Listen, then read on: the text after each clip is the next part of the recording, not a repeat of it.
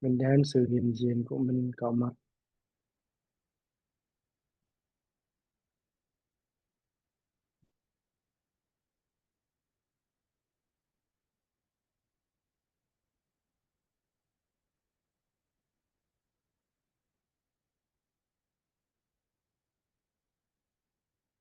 Mình cũng có cơ hội để thực tập nuôi dưỡng tình thương ở trong mình.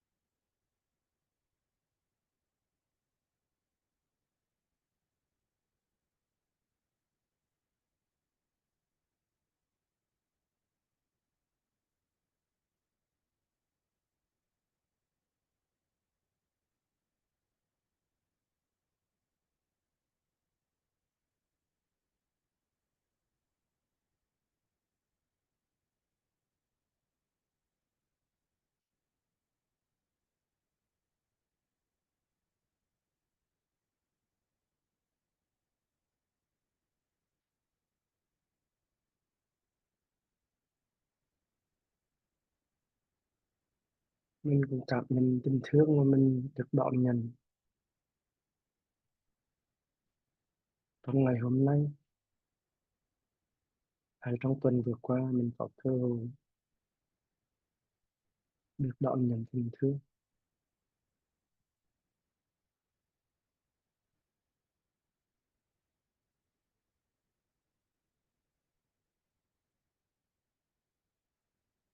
và mình cũng có thể gửi sự biết ơn của mình với người và cho mình tình thương đó.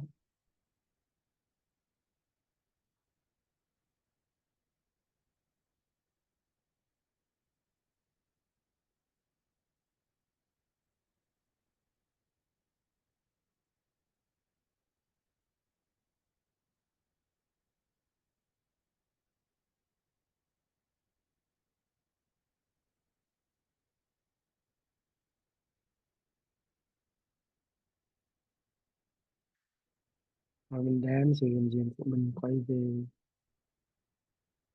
với chính mình trong từng hơi thở vào và ra của mình.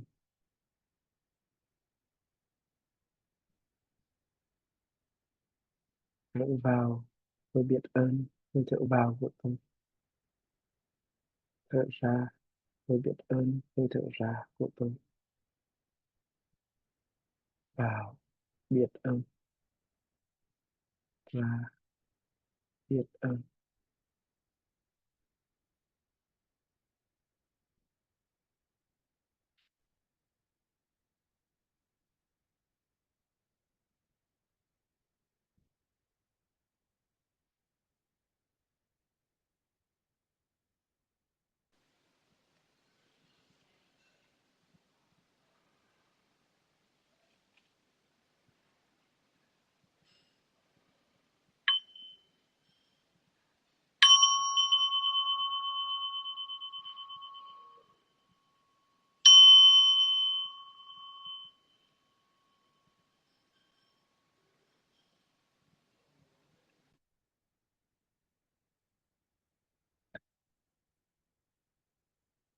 Em cảm ơn cả nhà và cảm ơn chị đã thực tập.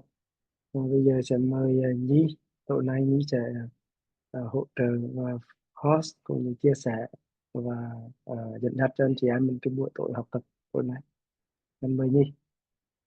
Vâng, cảm ơn tiếng chuông của anh Hải và sự thực tập của mọi người. Thì chào mừng mọi người đến buổi tối ngày hôm nay là bài học thứ 7 của chuỗi webinar về lãnh đạo cộng hưởng. Thì chủ đề của hôm nay của mình sẽ là nhận diện ở cấp độ tổ chức.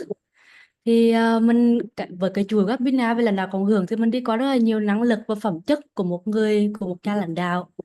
Thế thì em muốn muốn gửi đến mọi người một câu hỏi check-in đầu tiên cái buổi tối hôm nay là về nếu mọi người nghĩ về một cái phẩm chất, một cái năng lực mà mình muốn nuôi dưỡng trong cái buổi tối hôm nay thì nó sẽ là một phẩm chất và năng lực gì?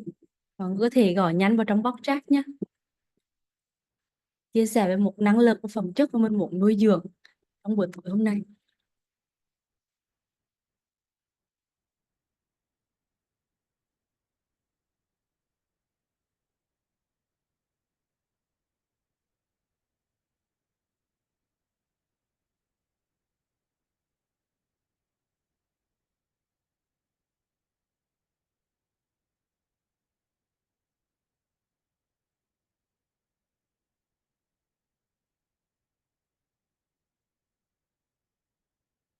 Tôi thì đọc được rất là nhiều những cái phẩm chất và những cái năng lực rất là quý giá mà mình có mọi người đã để vào trong cái box chat. À, thì ở rất là nhiều những cái phẩm chất và năng lực này là những phẩm chất và năng lực mà mình đã có cơ hội để trau dồi, để nghe, để mà thực hành cùng với nhau trong chuỗi học phần về GNH Masterclass cũng như là chuỗi học phần là đào cộng hưởng này. Thì nếu mọi người nhớ thì trong cái chuỗi là đào cộng hưởng này mình bắt đầu đầu tiên với năng lực đầu tiên là năng lực chủ tâm. Và tiếp theo đó là năng lực về tính lạc quan. Và tháng thứ ba thì mình đã khai phá về cái tính em xin lỗi em nhầm một chút. Đầu tiên là sự trung tâm, thứ hai là quản lý cảm xúc khó, nó liên quan tới việc tự nhận thức và tự chuyển hóa, nó thuộc cái cấp độ là làm việc và sống hòa hợp với bản thân mình. Tiếp đến tháng thứ ba là mình có sự lạc quan. Tháng thứ tư mình có cái phần là tính tính khả biến, tính adaptability, cái khả năng mà mình có thể linh hoạt ứng biến. Tháng thứ năm của mình nói về sáng kiến cũng như là cái việc mình có thể chủ động để mà đạt được mục tiêu, đạt được thành tựu. Và qua tháng 6 là cái tháng mình đã bắt đầu chuyển qua cái khía cạnh thứ hai của lãnh đạo hạnh phúc, đó là cái khía cạnh quan tâm và chăm sóc đến người khác. Và mình mở đầu với cái bài học là liên quan tới khả năng thấu cảm cũng như là lắng nghe sâu. Thì bài học của hôm nay, bài học của tháng thứ bảy cũng sẽ là một bài học tiếp nối với bài học của tháng thứ sáu. Nó mở rộng ra để mà đi từ cái kỹ năng thấu cảm và lắng nghe sâu đến cái nhận thức, để mình có thể có một cái góc nhìn mà mọi người gọi là một cái góc nhìn từ một cái trực thăng, nhìn từ trên cao xuống một cái mô hình tổ chức của mình. Vậy thì trong cái góc nhìn từ trên cao đấy thì cái kỹ năng mình vừa học ở tháng 6 đó là thấu cảm và lắng nghe sâu đóng góp được điều gì? Thì hôm nay thì mình sẽ cùng theo dõi cái bài giảng của thầy Thọ. Thầy sẽ giảng cho mình sâu hơn về cái phần này. Thì em xin mời mọi người mình cùng lắng nghe cái bài giảng hôm nay của thầy ạ. Cái bài giảng sẽ dài tầm 40 phút. Ừ. Và thầy vì sức khỏe của thầy vẫn còn khá là thầy cần phải ưu tiên cho cái việc nghỉ ngơi, nên là thầy đã tranh thủ những cái thời gian mà thầy cảm thấy là khỏe nhất ở trong tuần, ở trong tháng của mình, để ghi hình những cái bài học này cho mình. Mặc dù thầy cũng chia sẻ là thầy rất rất là muốn gặp mọi người, ít nhất là không có gặp trực tiếp thì cũng gặp qua cái live Zoom, nhưng mà hiện tại thì thầy vẫn đang cần ưu tiên cái sức khỏe của thầy là trước hết, nên là thầy đã cố gắng để ghi hình cái bài học của mình ngày hôm nay ạ. Dạ. Em chia sẻ màn hình ha.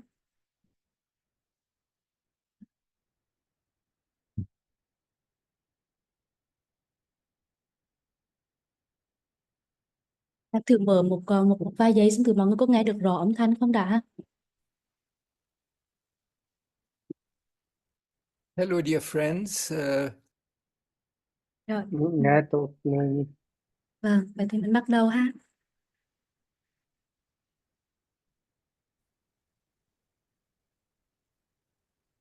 Hello, dear friends. I'm happy to be able to share a few thoughts with you on the theme of organizational awareness. Obviously, I would have loved to be live streaming with you today, but unfortunately, it's not yet possible from my health point of view. I have to do the sessions at the moments where I'm the most fit, and I still have to take care of my health. So I apologize for not being live with you, but I hope that this session will still be fruitful, and I'm sure, knowing our great facilitation team and also the wonderful participants that we have in this course, that it will be a fruitful session. Now, last time we met, which was quite a long time ago, I meet for the resident leadership sessions, we spoke about empathy and compassion. And in a way, the idea of organizational awareness is kind of an expansion of this empathy and compassion.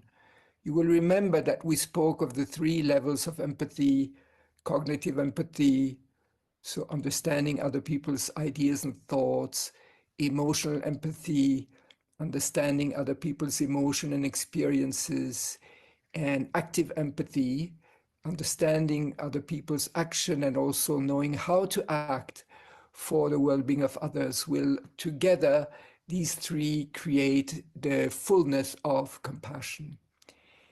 And we could say that the spiritual development, the inner development, has to do with a process of widening our attention, widening our understanding, widening our love and compassion. So naturally, our understanding, our love, our compassion is quite limited to the people immediately around us, our family members, our friends, our dear ones. And the process of inner development is our ability to widen our interest, our understanding, our compassion, our love beyond the small circle of our immediate concern, of those who are immediately next to us. So in a way, the idea of organizational awareness can be seen as a widening of this capacity of our 3-fold empathy: cognitive, emotional, and action-oriented, to open our heart and our mind and our will to a larger context, which is the context of our organization. And this is what I wanted to share with you today. So I will now start the slides so that you can see them. Just give me a little short time to start it. So here we are. So the month 7 of Resonant Leadership is about organizational awareness as a foundation for human flourishing. And organizational awareness and human flourishing are, I believe, very closely related, and I will try to show how and why during this presentation. Now, first of all, let us clarify the objectives.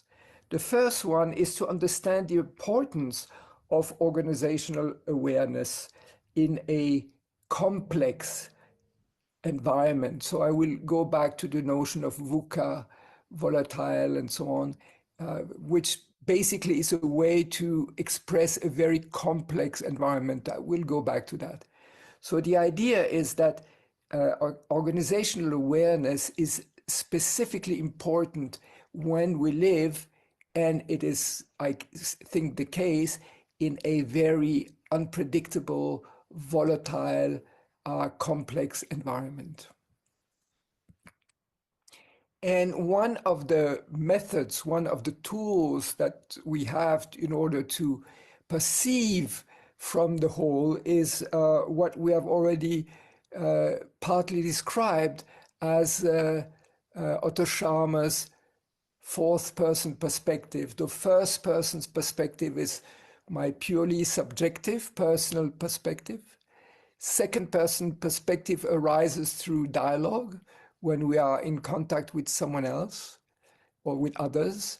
3rd-person perspective is a more objective perspective seen from outside, from a third party's more, that's the normal scientific approach.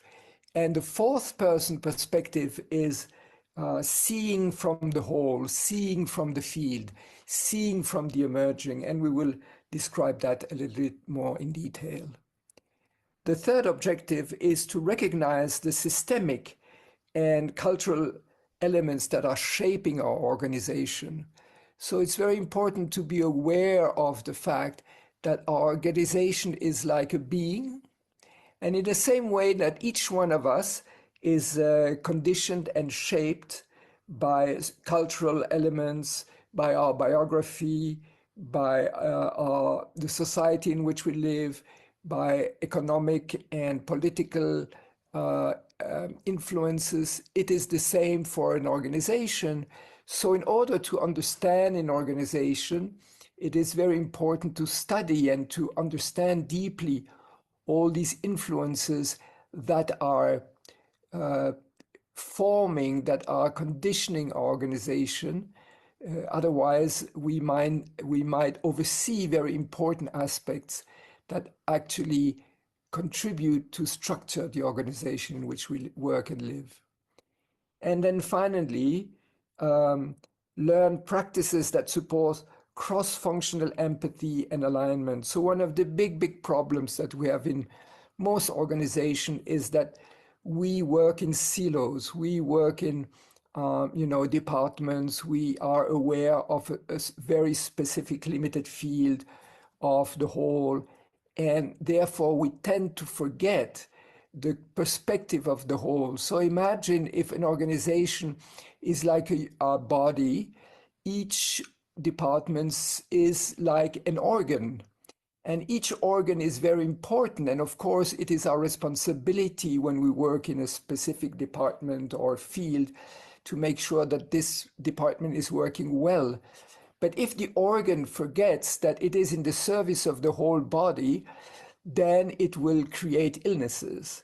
So in the same way, if each department, if each part of the company, of the organization, loses the connection to the whole, it will actually create a lot of problems. So cultivating, especially as leaders and managers, cultivating this awareness of the whole, and it is really through empathic interest that we have for others, that we cultivate that, allows for our part of the work, our organization, our department, our specific field to be really in service of the whole.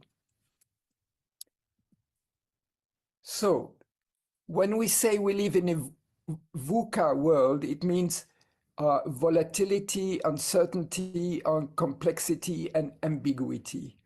So volatility means things are constantly changing. Things, in the past, one could have the feeling that certain elements were very stable and stayed for a long time, certain traditions and so on. Now we live in a time of very fast changes and constant transformation. And we have to adapt to the fact that the environment is very volatile. So it means it's changing all the time. And these changes create an uncertainty. It's much more difficult to know for sure what we should do, what is the right decision, where should the priority be. So living with uncertainty is something that we have to learn. And actually, this reflects the reality of human life, because even individually as humans, our life is impermanent. Things happen that were unexpected. And in order to live a good life, we have to learn how to live with uncertainty. If we have fixed ideas, fixed opinions, and we don't change them, usually there will be a discrepancy between our ideas and our opinions and the reality that is constantly changing. And furthermore, it's a very complex world. It's a complex world because it's a globalized world. As you can see, there were elections in the US, which have as such nothing to do with Vietnam. But then the consequences of elections that happened thousands of miles away from Vietnam had a very direct impact on, for instance, the economy of Vietnam because of the tariffs and things like that. So we see that, the interdependence is something that is becoming more and more visible. So the two fundamental ideas of the way Buddhist psychology describes reality as being impermanent and interdependent actually manifest in this uncertainty and complexity. And all that leads to ambiguity. It means it's not easy to have a very clear view of what is right, what is wrong, what we should do. Things are ambiguous. There's a lot of dilemmas. So it's learning to live with this complex, uncertain, volatile, and ambiguous world. As leaders, as manager, it's simply part of our daily life. And I would even say as human beings, it's part of our daily life. So acknowledging these dimensions help us to find a certain peace of mind in the midst of complex and volatile situation.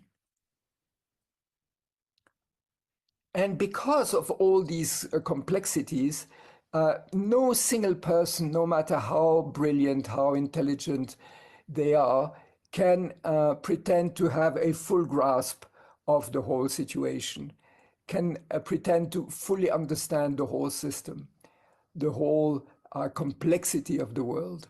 Therefore, what we need more and more is collective wisdom, collective insight. Therefore, community has become so, I mean, it's always been important, but now more than ever, it is so important because it is through very close collaboration with one another, through a true community spirit, that we can develop collective insight, collective wisdom. And only collective wisdom can help us further. And this has to do with Otto Scharmer's fourth person perspective, sensing from the field, because sensing from the field is not something I can do on my own. The field is something that is always collective. It's a social field. So our ability to create shared visions, shared understanding of the whole means overcoming the limitation of our small ego, our small perspective, our limited opinions, to open up to a much wider perspective. And this is then what allows us to start leading not from the past, but from what is emerging, from the future as it is constantly manifesting. So this is the kind of new awareness that we need in order to face today's challenges. And this is very much what organizational awareness is about. And a famous person, Kurt Lewin, said, if you want to truly understand something, try to change it. And that's very interesting. And he said that also specifically about systems. So if you want to understand an organization simply from outside, it always remains very superficial. At the moment where you try to have an impact on the system, on the organization, then you get a much deeper understanding of how it functions, how it works. So it invites us not to be spectators, but really actors in the systems that we want to improve. And in order to do that, we have to understand deeply the mission, the values, the purpose of the organization in which we work.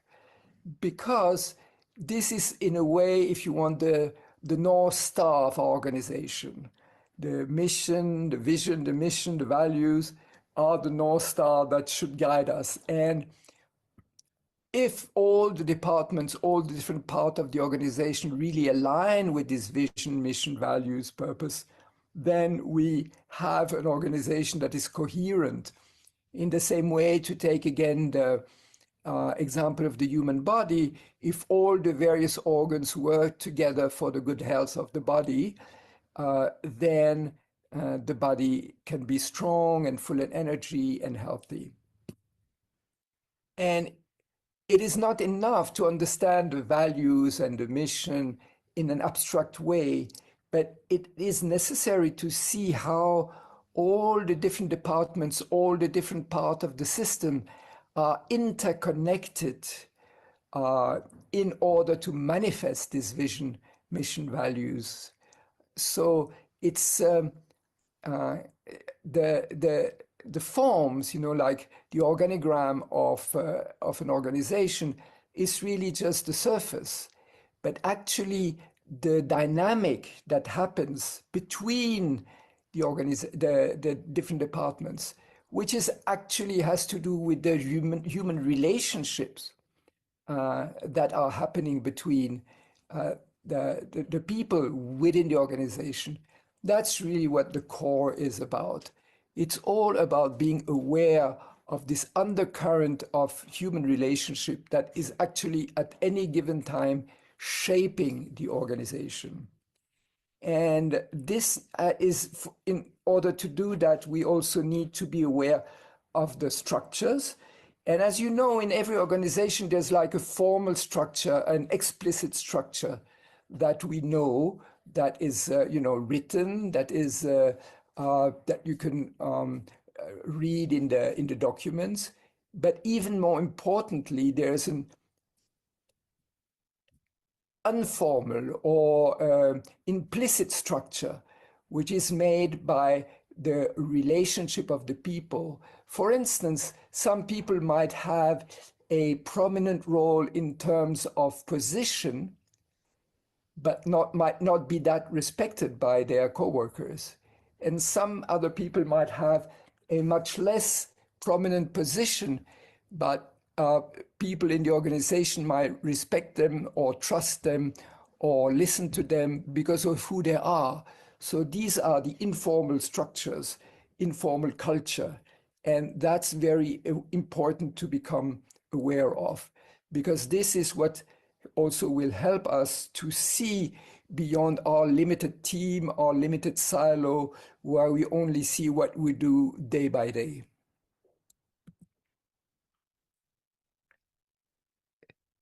The famous French writer Marcel Proust said, "The real voyage of discovery consists not in seeking new landscapes, but in having new eyes." And the famous Japanese Zen master Suzuki Roshi said, "Zen mind is beginner's mind." And that's very important, to learn to look at reality with fresh eyes, to look at our friends, at our colleagues with fresh eyes. As soon as we get stuck in habits, we don't see anymore the life that is constantly moving, transforming, evolving. And if we learn to look every day at ourselves, at our life, at our loved ones, at our colleagues with fresh eyes, then we start to see really the reality in which we live. And sensing journeys are one very powerful tool. I will not go into it today because we've already spoken about it, and we will have more opportunity to speak about sensing journeys.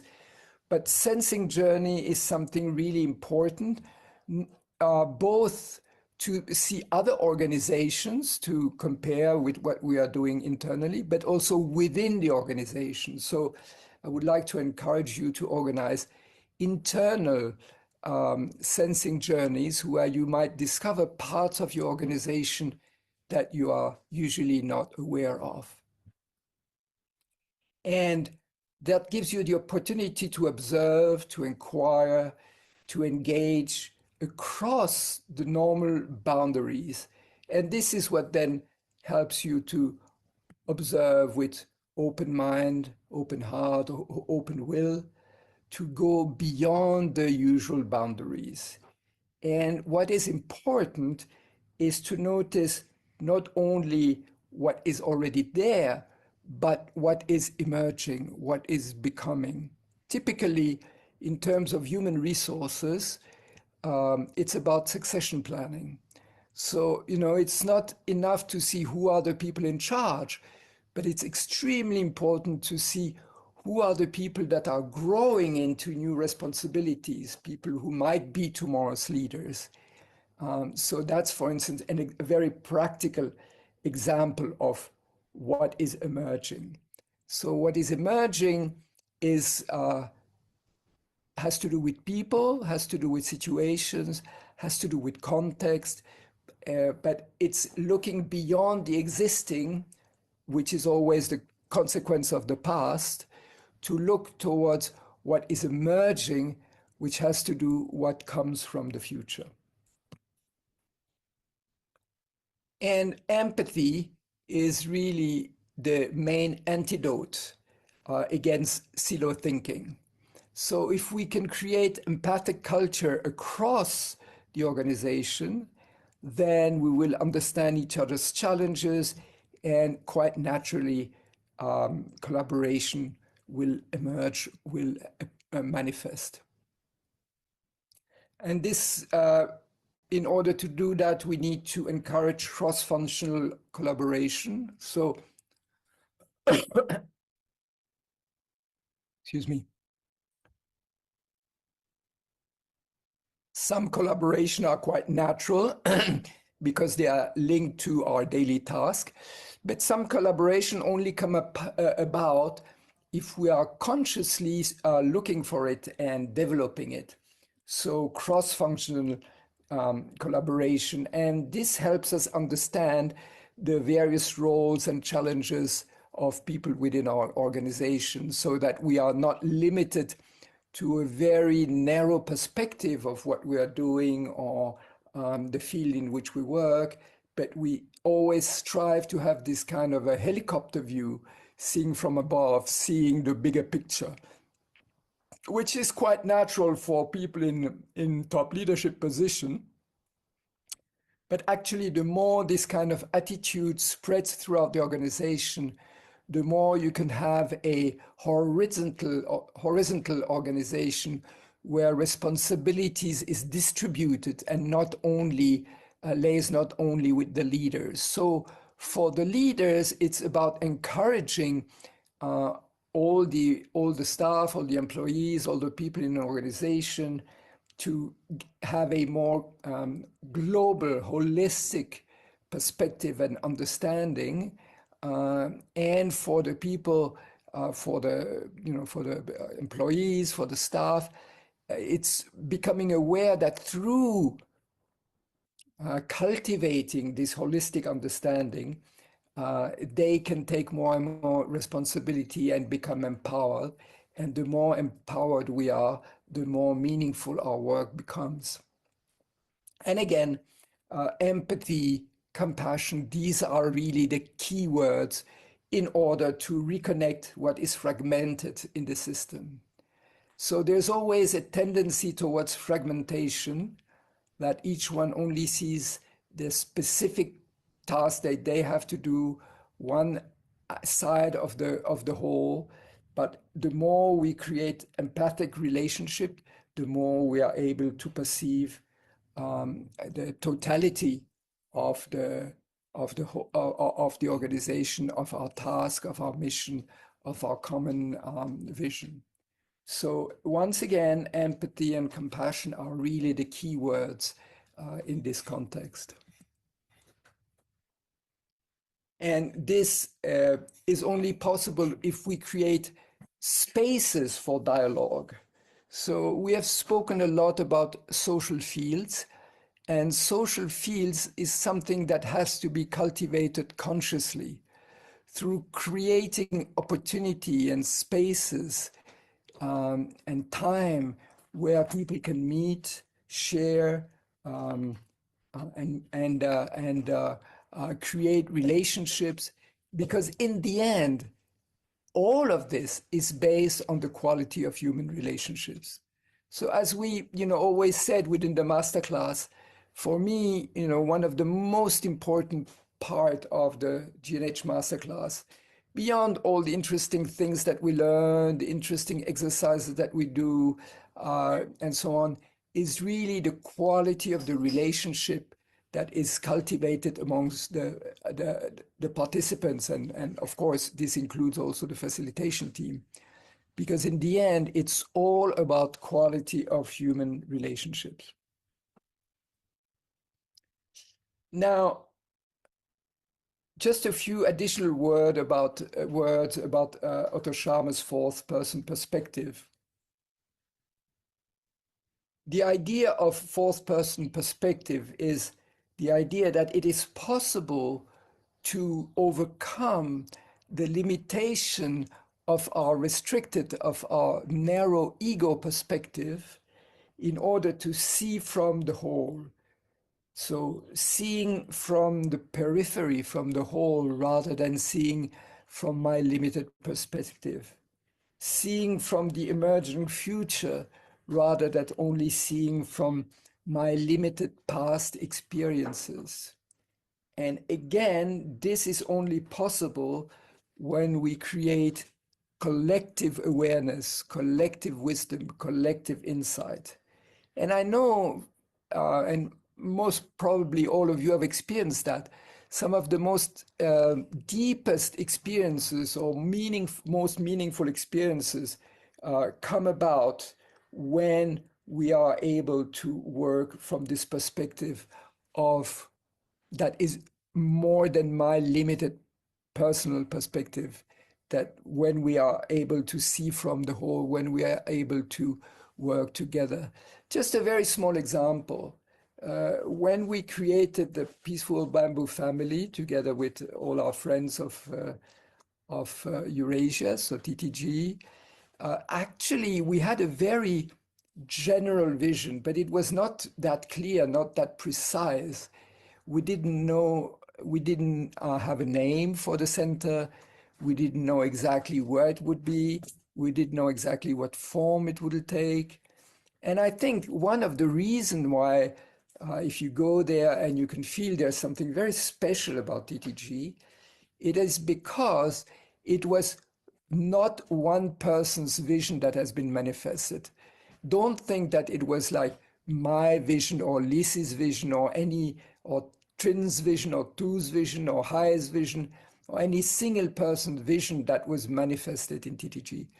TTG manifested as a real example of perceiving from the whole. It was perceiving the needs of the children with a disability, perceiving the situation of society in Hue at that time, perceiving what our impulses would be and what could emerge out of it.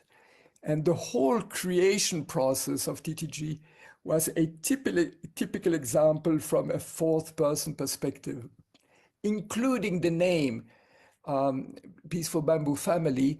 No one is able to tell you who had the idea of this name, because even the name itself emerged as a co-creative process amongst ourselves. So just to tell you that these are not abstract things, you know, this fourth person perspective, seeing from the whole, but this can really be the foundation of a very concrete, very practical, and very creative situation. But for this to be possible, we need to create the conditions that allow people to feel safe enough, to feel well enough within the team, so that this possibility of innovation, of creation, this courage to make mistakes, this courage to come up with unusual ideas, to think out of the box, all this is only possible if these conditions for human flourishing are present.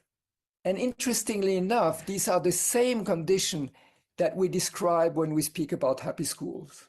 What do children need in order to flourish? They need the same four conditions. First of all, emotional safety. If you don't feel safe, emotionally safe in your team, in your family, in your classroom, in your surrounding, you will never be able to perform at your highest potential.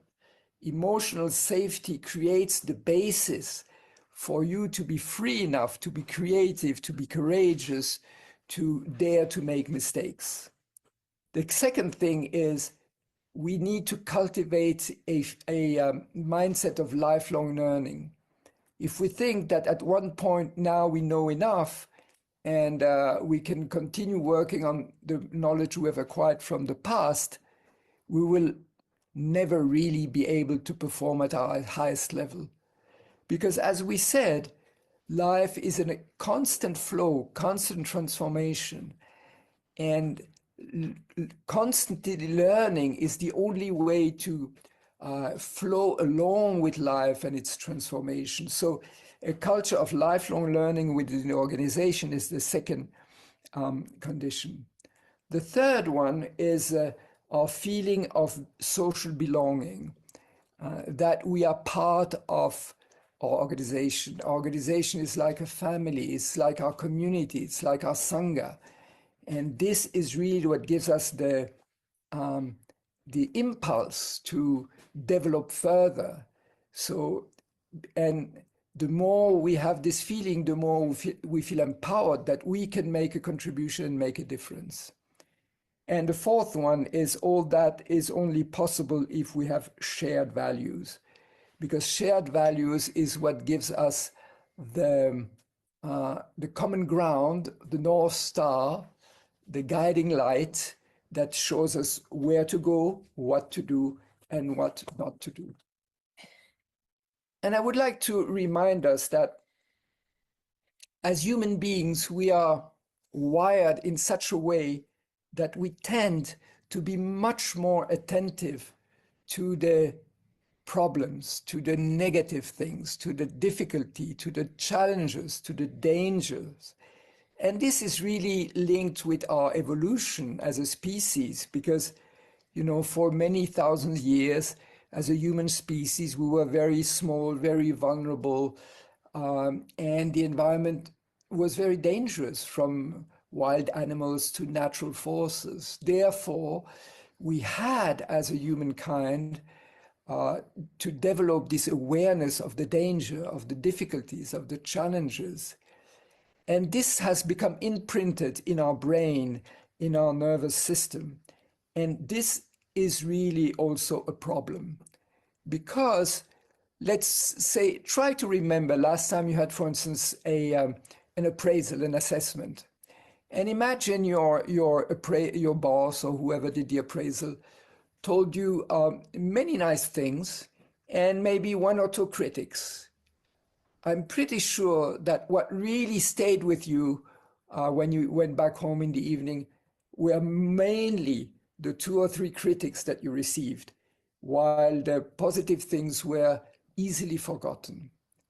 And this is quite a natural thing for human beings, to be more attentive to the problems, the challenges, the criticism, than to the positive things. Therefore, if you want to create a culture of emotional well-being, I would really encourage you to to remind yourself of the ratio of 80-20.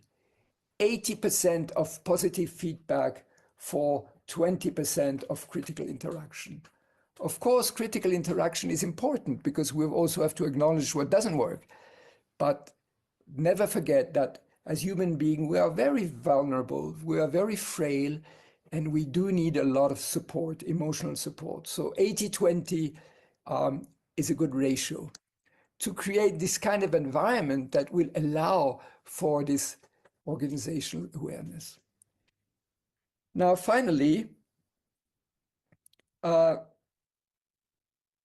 most of us are aware of this very interesting drawing that shows the transition from ego system awareness, where it's all about me, myself, and I, where humans are on top of the universe, or men are on top of the universe, and so on. Very like restricted, narrow, egoistic worldview, to eco-awareness, where we realize that as human beings, we are just part of the creation. We are part of the manifestation. We are part of nature.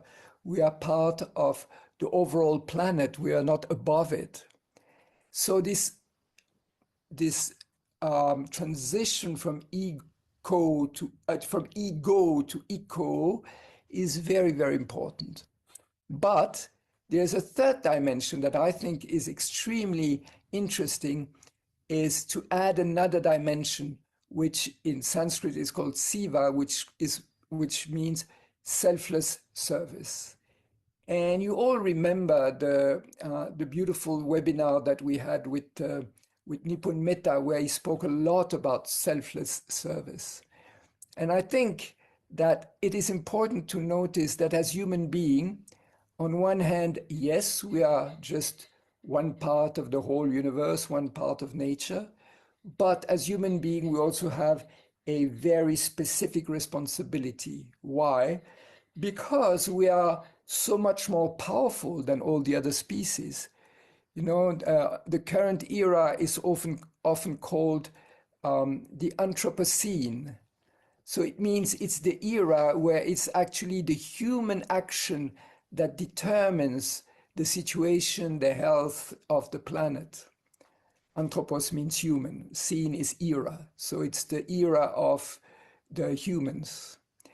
And it is true, because if you look at most of the problems that we are facing today, let's say ecological problems, they are human-made. They are not natural, they are human-made. Therefore, moving from ego to eco is extremely important, but then adding the dimension of Siva, and you see in the picture about Siva, you have a human couple, and they're like below the rest, and the rest has the form of a heart, which symbolizes humans serving all other living beings. And I think this is a very beautiful picture, that we realize as human beings, we have a very specific responsibility that we should be aware of, and that we should also consciously take upon ourselves to be at the service of all other people, but also of all other life forms. So to conclude, I really love this quote by Peter Senge, which is one of the big pioneers of system thinking, when he says, when all is said and done, the only change that will make a difference is the transformation of the human heart. And really, this is for me the absolute center of everything we're doing. All the nice theories and frameworks and all the rest of it are certainly very important. But in the end, it's really what makes it effective or not is this transformation of the human heart. So let me recap what I tried to share today. So awareness aligns action with shared purpose. So it's really the more we have a shared purpose, shared values, or a shared understanding, that we can align all our action that will work together in the same direction. Secondly, relationships are the invisible infrastructure of organization. And that's really what we need always to put at the center. All the rest is secondary to the quality of human relationship. And thirdly, leadership is seeing the whole, listening deeply, and acting from values. And this is what I wish all of us to be able to embody in our life, in our families, in our work, and in our organizations. So thank you very much, and I'm looking forward to seeing you, hopefully, live again soon. Bye-bye for now.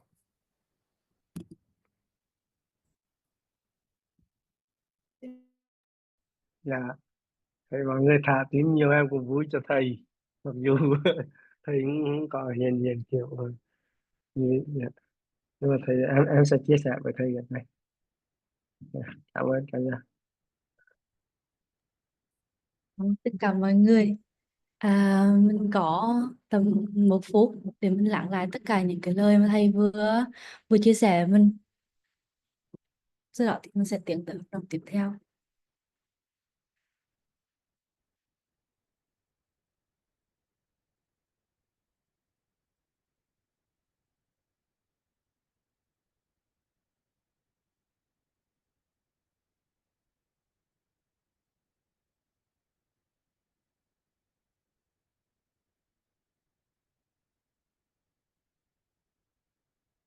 Cảm ơn mọi người. À, và bây giờ thì để tiếp nối những cái như hay vừa chia sẻ thì mình sẽ có một hoạt động để có thể thực tập cái việc là mình nhìn bằng cái góc nhìn của cái máy trực thăng, của một cái chiếc máy bay trực thăng, mình nhìn từ trên cao xuống. Và chắc chắn là với các anh chị ở lớp mình ấy thì rõ ràng là mình chắc chắn không phải là những người mà chỉ là những người quan sát, mình thực sự là những người hành động ở trong những cái tổ chức của mình, bởi vậy góc nhìn của mình là một góc nhìn rất là sâu sắc. Vậy thì cái bài tập tiếp theo của mình sẽ là một bài tập mà mọi người sẽ được bắt cặp với nhau. Mình chia sẻ trong cặp đôi của mình. Cái motive của hoạt động này nó sẽ tương tự như cái việc là mình có cái đi bộ đối thoại đó. Thì mình sẽ cố gắng giữ cái không gian trong cặp của mình thực sự là một không gian để lắng nghe sâu, để lắng nghe cái người bạn của mình. À, ừ. Và trong mỗi cặp đôi thì mình sẽ có thời gian là 15 phút để chia sẻ. Thì mỗi người mình tự phân chia cái thời gian. Hết hết 7 phút thì em sẽ có một cái voice để mà nhắc mọi người là mình đã hết cái thời gian của cái người đầu tiên và chuyển qua cái thời gian của người thứ hai rồi. Nhưng mà mọi người mình cứ thông thả thả ở trong cái thời gian đấy phân chia với nhau.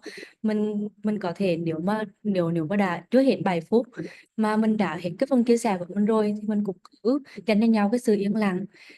Và nếu mà mình à, và nếu mà mình để mà mình bắt đầu cái lời chia sẻ của người thứ hai thì mình hãy cứ có một vài cái giây phút lặng yên trở lại đã, rồi mình bắt đầu người thứ hai bắt đầu chia sẻ. Thực sự đảm bảo là trong cái cặp của mình có cái sự lắng nghe với nhau thật là rõ, thật là sâu. Dạ. Thì em sẽ xin chia sẻ 3 câu hỏi mà mình sẽ chia sẻ cùng với nhau ở trong podcast. À, Mọi người có thể copy câu hỏi này ra ở đâu đấy trước, bởi vì em thấy có một số cái máy giống như là điện thoại á, thì khi mà mình nhận cái câu hỏi ở trong cái nhóm chung này này thì khi mà quay về lại cái breakout room á thì nó là bị mất. Thì mọi người có thể copy cái câu hỏi mà em vừa để vào ở đâu đấy để mình không có bị mất câu hỏi khi mà đi vào cái breakout room với cặp đôi của mình. Em đọc lại câu hỏi ha. À, Câu hỏi thứ nhất là những khía cạnh nào trong tổ chức của bạn và bạn cảm thấy mình nhìn nhận và hiểu rõ nhất? Câu hỏi thứ hai, khía cạnh ngược lại. Đâu là điểm mù, những khía cạnh mà bạn cảm thấy ít được nhìn thấy hoặc hiểu nhất trong tổ chức của mình? Và câu hỏi thứ ba thì nó echo với cái lời trích dẫn và hay là vô trích dẫn cuối cùng của bác Peter Sager, là việc nâng cao chất lượng của mối quan hệ hay là cái sự thay đổi của trái tim đấy, nó có thể tạo ra những thay đổi tích cực lớn nhất ở cái phần nào, ở đâu trong cái tổ chức của bạn? Đó là 3 câu hỏi ạ. Mọi người có rõ với cái hoạt động này chưa ạ? Và mọi người đã rõ thì em sẽ xin mời mọi người vào nhóm ạ.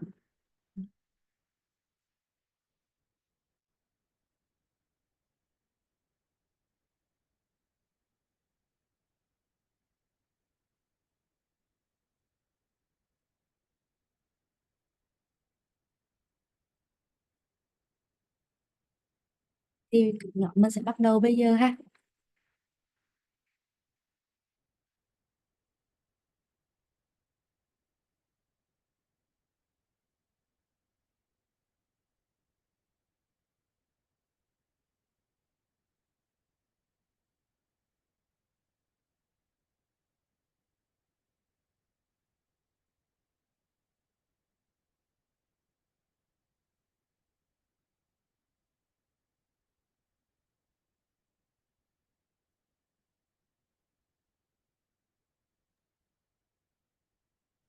Ừ. Đặt câu hỏi để thêm. Luôn tiền đến là chuyện rồi em thì cái à, vâng, chuyện mai chia sẻ rồi đó. Rồi, để em nói chị Ngọc xíu. Chị Ngọc vì sao cái breakout room này không biết là mình tạo lúc nào mà mình bấm bấm cái chữ auto close after 22 minutes á. Em nghĩ là mình có cái setup này cho cái cuộc họp nào nữa nên là em cứ tưởng nó như bình thường. Bây giờ mọi người là bị dơ hơn rồi. Thì thôi thì chắc là cứ sau 6 phút thì em lại nhắc mọi người. Là sao chị chưa hiểu. Tức là Là em định mở cái breakout room này là 15 phút. Thế ừ mà không là cái cuộc họp này mình có cài đặt lúc nào ấy là cho cái session nào ấy là tự động kết thúc sau 12 phút ấy. Bình thường là mình không có đặt cái tự động kết thúc này. ừ Ôi, cảm giác cuộc họp nào thế? sao thì mình cứ Cứ coi như là 15 phút. Ừ. Thôi ok, đằng 8 nào giờ là có còn một bao nhiêu phút phút thì coi như 15 phút vậy. 3 phút thôi mà. Thì coi như ừ. mỗi người cũng đố không một có, rưỡi có thôi. để Ừ. sao 15 phút. Tại vì như vậy là cái phần sau của mọi người là bị dài quá. Cái thì anh sẽ cho mọi người chia sẻ bằng voice luôn. Cái phần mà ba cái câu hỏi á, một trong ba câu hỏi là một điều tôi vừa nhận ra này, điều mới mẻ này, hoặc là một điểm trúng này, thì là ba cái này là em sẽ nhờ mọi người mình mở mic chia sẻ luôn, chứ không có phải là chỉ trả người. Anh Huy rời breakout room xong mà mặt lại trầm ngâm thế kia. Chắc là ngồi với anh Minh Tôn rồi. Đúng rồi, Phải ngồi với anh Minh không? Nhớ đúng rồi, thế. đúng Chả rồi, hai với anh Minh. hai anh em đi đâu ở với nhau rồi chứ vô bên cao lắm với nhau nữa. Trầm ngâm. Đăng bàn Thì lên phát tiếp. hiện có nhiều thứ không hiểu, có nhiều phát hiện gì điểm mù quá. Đúng. Còn anh á thì đăng bàn á là nhậu online là gì vậy? Vâng, thì là mặt rất là trầm ngâm ạ. Nên là bây có một cái phần để mà mọi người có thể chia sẻ lại cái những cái gì mà mọi người thu nhặt được từ cái chia sẻ của bản thân mình, cũng như là chia sẻ của bạn cặp của mình trong cái phần breakout room vừa rồi ạ. Thì phần này là mọi người có thể chia sẻ pop up và chia sẻ bằng cách mở mic lại. Thì mình em có gợi ý một trong ba câu hỏi sau, mình có thể chia sẻ một trong ba câu. Câu thứ nhất là em gửi ở trong chatbot ạ. Câu thứ nhất là một điều mà tôi vừa nhận được, tôi vừa nhận ra được ở tổ chức của mình. Đó là những cái gì mình tự dưng mình lúc mà mình đang chia sẻ thì mình nhận diện ra được. Cái thứ hai đó là một điều mà một mới mẻ mà tôi học được từ chia sẻ của bạn mình. Và câu hỏi thứ ba đó là một điểm chung trong chia sẻ của tôi và bạn cặp của tôi. Mọi người có thể mình raise hand hoặc là mình cứ mở mic tự nhiên chia sẻ ha. Mình có khoảng tầm 10 phút cho cái phần chia sẻ open mic này.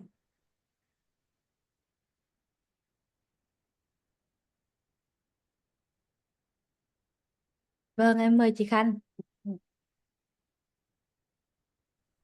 Cảm ơn Nhi, chào các anh chị em. Lâu quá mới nhìn thấy mặt nhau. Ờ, Khanh vừa được bắt cặp cùng với Điền. Thực sự là rất là biết ơn ban tổ chức, bởi vì mấy ngày hôm nay là cũng nói về Điền vắng mặt, mà hôm nay rất là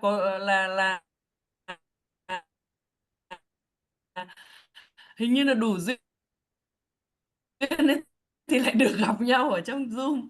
Thì cái điều mà mình đều đều là cái liên quan đến câu chuyện là mình biết rất rõ cái tầm nhìn sứ mệnh của cái tổ chức của mình, cũng như là những cái giá trị mà mình theo đuổi, và nó là cái đường dẫn cho các cái hành động. Thế thì mình cũng học được từ từ Điền là ra là cái cách thức mà Điền quản trị và thực hành cái đồng kiến tạo ấy, thì đã đảm nhiệm công việc của mình khi mà mình cần phải gọi là nhập vai để gọi là khai triển những cái công việc mới. Thì mình thấy rằng là chưa có cái exit strategy plan được nữa, chưa cần đến đến đến đấy, nhưng mà đang là như thế nào nhỉ, mình thấy là cái điều đấy là cái điều mà đặc biệt rất là quan trọng đối với các leader. Bởi vì khi mọi người vẫn đang sung sức ấy, thì mọi người không bao giờ nghĩ đến cái đoạn là mình sẽ phải xây dựng cho mình cái đội ngũ kế cận.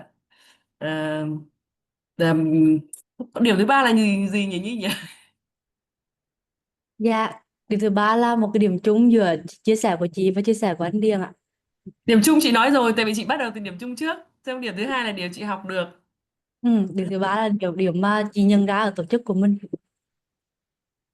Nhưng mà chị cũng cần phải chia sẻ cả ba điểm ha. Chị nhận ra vậy. Ok. Không biết là Điền có muốn chia sẻ thêm không? Em cảm ơn chị Dạ. Khanh. Tiếp tục với.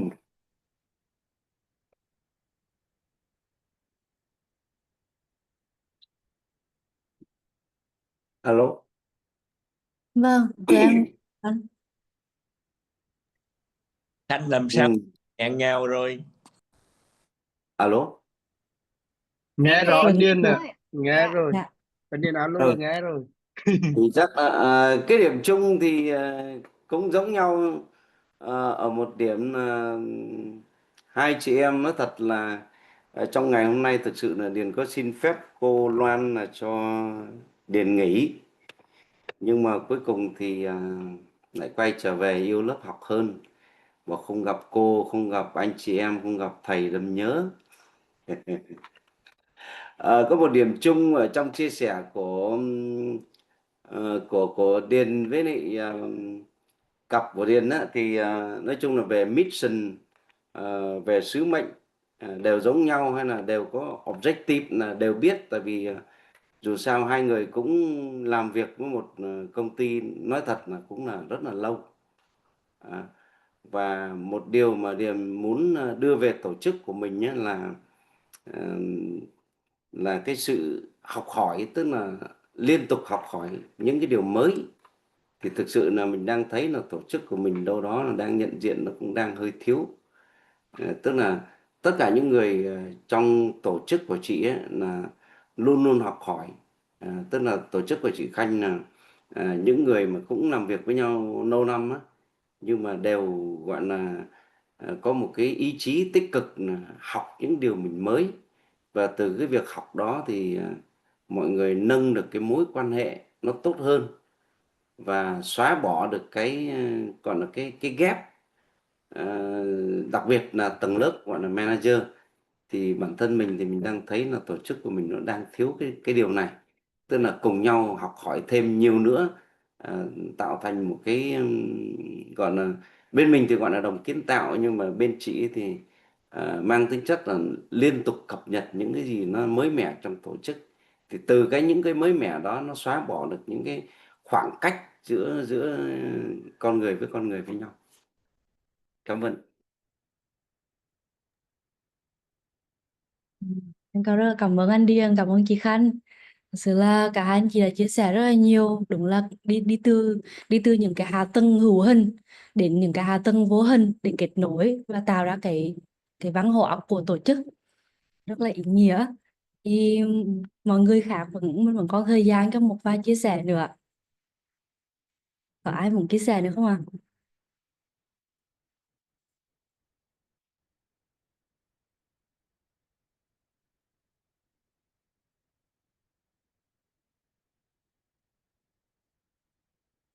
Chủ đề này thì anh chị em mình lại kiếm lời thế nhỉ?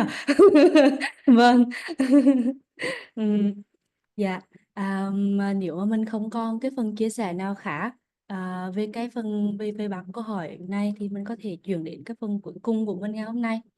Đó là mình thực tập, và hôm nay thì mình được nhắc nhở rất là nhiều với cái góc nhìn mang cái nhận thức mang tính tổng quan, một nhận thức mà đến từ cái miền của cộng đồng xã hội, nhận thức mà để đến từ góc nhìn thứ tư, góc nhìn của một người không phải là thứ nhất, không phải là góc nhìn chủ quan của mình, không phải là góc nhìn của bạn mình, góc nhìn mà trực quan khoa học, cũng không phải là một góc nhìn từ bên thứ ba, mà góc nhìn của bên thứ tư, góc nhìn mà đến từ cộng đồng chúng xã hội, nó được tạo ra khi mà tất cả mọi người đều có nỗ lực xây dựng một cái trí tuệ tập thể. Thì với cái lời dặn và với những cái phần chia sẻ của mình về cái chủ đề ngày hôm nay, thì mình có thể kết lại bằng một câu hỏi ạ. Câu hỏi của mình sẽ là, nếu mà trong tháng tiếp theo mình có một cái hành động cụ thể để thực sự có thể xây dựng cho mình cái năng lực để nhìn bằng cái đôi mắt của cái phía trực, của đôi mắt của một cái máy bay trực thăng, thì hành động cụ thể của mình sẽ là gì? Trong tháng tiếp theo, nếu mình có một cái hành động mà mình thực hiện để mà nuôi dưỡng cho mình góc nhìn tổng quan, góc nhìn từ bên thứ tư, thì mình sẽ có một hành động cụ thể là gì?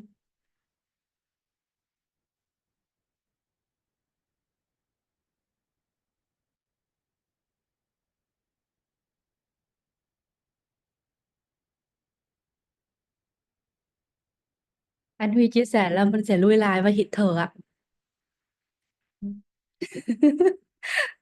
Cái này của anh Tuấn Anh là lúc này được thầy nói bằng một cái thún rất là cụ thể, đó là sensing journey nội bộ, nhưng anh Tuấn Anh bảo là đi buôn chuyện với các phòng ban xuất sắc. Dạ, chia sẻ với thực hành lắng nghe sâu.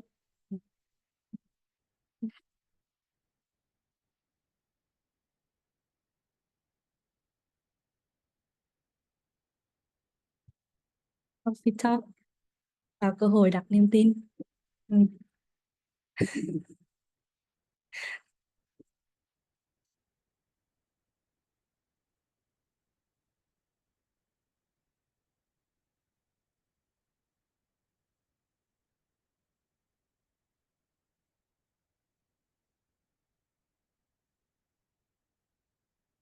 Ừ. Lắng nghe chủ đích, cảm xúc và nhu cầu khi trao đổi cùng các đồng nghiệp. Giao tiếp thấu cảm, tham gia vào nhiều nhóm khác nhau trong cùng lĩnh vực để hiểu sâu và kết nối với tất cả các góc nhìn.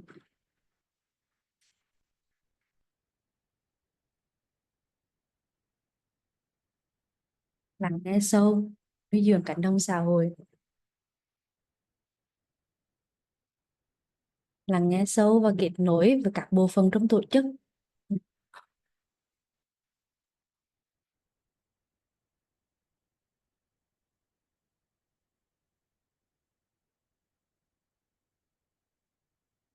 Cảm ơn chị Quỳnh. Chị Quỳnh nhắc lại về cái tỷ lệ 80-20. 80 những cái lời phản hồi tích cực và 20 những cái lời phản hồi mang tính là phê bình. Ừ.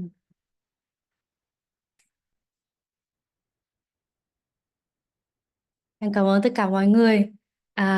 Hy vọng là mình sẽ có cái tiến trình sắp tới và mình có thể có được những cái khoảnh khắc mà như mọi người vừa nói ở bên trong, đó là những khoảnh khắc mình có thể giao tiếp, nuôi dưỡng những cái giao tiếp thấu cảm, cũng như là những cái cuộc hội thoại ở bên trong để mình có cái phần mà thấu hiểu hơn cái nội bộ của chính mình, và từ đó thì mình mới có thể xây dựng được một cái trong xã hội thực sự ở trong tập thể mà mình đang đóng vai trò là một cái người hành động chứ không phải chỉ là một người quan sát.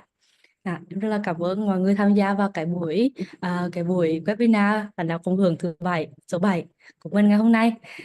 Thì buổi của mình hôm nay sẽ khép lại tại đây ạ. Thì cảm ơn tất cả các anh chị.